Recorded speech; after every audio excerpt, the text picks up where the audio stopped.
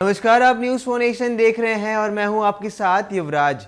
बिहार में 2 सीटों पर होने वाले उपचुनाव को लेकर राजनीति परवान पर है। लगातार आपको बता दें, राजद सुप्रीमो लालू प्रसाद यादव भी कल चुनावी मैदान में उतर गए और उन्होंने चुनावी सभा के दौरान ही सीएम नीतीश कुमार के साथ साथ भाजपा को सीधे कटाक्ष किया है और कहा है कि आप दोनों की डबल इंजन की सरकार ने जनता को सिर्फ लूटा है, उत्पीड़न किया है। और यह भी बताया है लालू प्रसाद यादव ने कि आने वाले उपचुनाव में जो रिजल्ट आने वाला है वो आरजेडी के साथ होगा, तेजस्वी के साथ होगा, क्योंकि जनता ने तेजस्वी यादव को सीएम बना दिया है। मगर आपको बता दें कि इन दोनों सीटों में सबसे खास तारापुर की सीट है, जहां से पहले विधायक मेवालाल चौधरी हुआ करते थे, मगर कोरोना काल में हुई असामयिक मृत्यु के बाद यह सीट खाली हो गई और अब इस पे चुनाव लड़ा जा रहा है। मगर जिस प्रकार से तारापुर विधानसभा सीट की जो जातीय समीकरण है वह सामने आ रही है, आपको बता दें कि तारापुर से आरजेडी ने अरुण कुमार शाह एक वैश्य उम्मीदवार को खड़ा किया है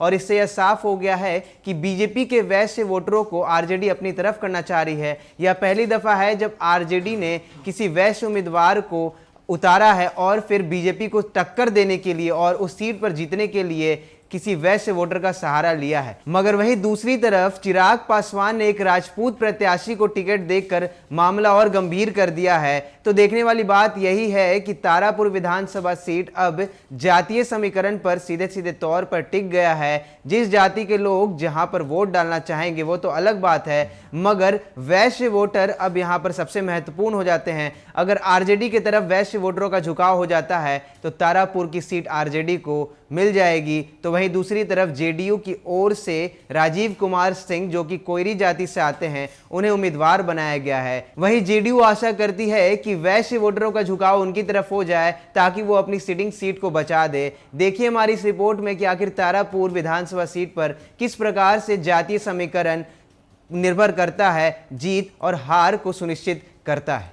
तारापुर उपचुनाव को लेकर बिहार की राजनीति परवान पर है। लालू प्रसाद यादव भी बीमारी की परवाह छोड़ चुनाव प्रचार में है। यहां से मेवालाल चौधरी विधायक थे, उनकी मौत कोरोना से हो गई।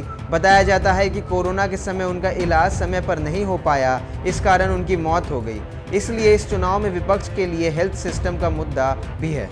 तारापुर में वोटरों की जाति पर गौर करें तो अनुमानतः यहां यादव 55 से 60 हजार, कोयरी कुर्मी 50 से 52 हजार, भूमिहार 10 से 12 हजार, राजपूत 21 से 22 हजार, ब्राह्मण 10 से 11 हजार, बनिया या वैश्य 20 से 22 हजार, बिंद 7 से 8 हजार की संख्या में है, मुस्लिम 10 हजार और महादलित 15 हजार के आसपास है।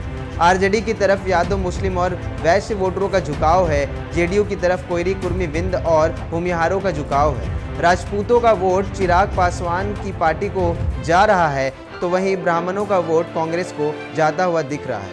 राजपूत, ब्राह्मण, भूमिहार को छोड़ दे तो बड़ा वोट बैंक यादव, कोयरी कुर्मी और बनिया का है।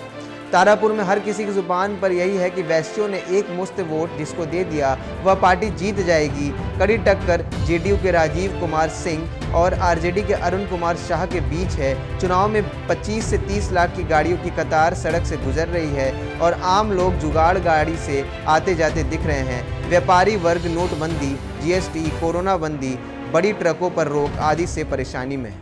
तो तारापुर विधानसभा सीट पर वैश्य वोटर करीब 20 से 22 हजार की संख्या में है। तो यह साफ हो जाएगा कि जिस तरह से वैश्य वोटरों का झुकाव हमेशा से बीजेपी की ओर रहा है, अगर आरजेडी इन वोटरों को अपनी तरफ लुभा देती है तो सीधे सीधे तारापुर विधानसभा सीट पर उनको जीत मिलती हुई दिखेगी और तेजस्वी यादव का सीएम बनने का सपना थोड़ा और नजदीक आ जाएगा। तमाम खबरों में बने रहने के लिए आप देखते रहिए न्यूज़ फॉर नेशन। नमस्कार।